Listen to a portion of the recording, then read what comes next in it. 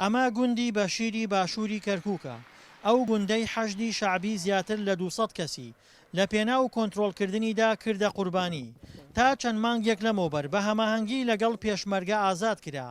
بەڵام داعش کاتێک گوندەکەی بەجێهێشت کە گوندەکە بە تەواوەتی خاپور و وێرانە بوو.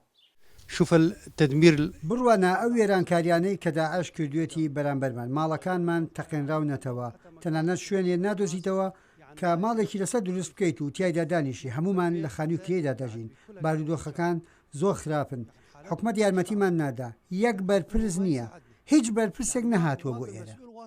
گوندی بەشیر لە 1500 ماڵی تورکمانی شیعە پێکاتووە و لە ئێستادا تەنها 100 ماڵ گەڕاونەتەوە.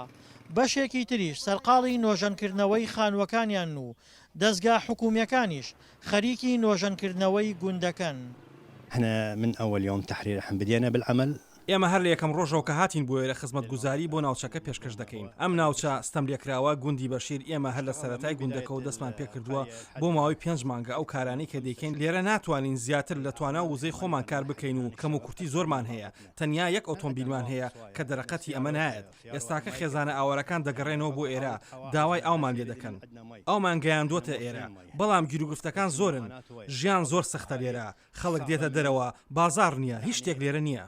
گوندی بەشیر بە درێژایی نزیکەی 2 ساڵ شەڕی قورسی تێدا بەردەوام بوو. زۆربەی خانووەکان بەهۆی بۆمبارانی فڕۆکەکانی هاوپەیمانانەوە ڕووخاون و ئێستا شوێنەواری شەڕ بە گوندەکەەوە دیارە و گوندەکە لە ئاسەواری جەستەی داعشە کوژراوەکان و بۆمبە چێنراوەکان پاک نەکراوەتەوە.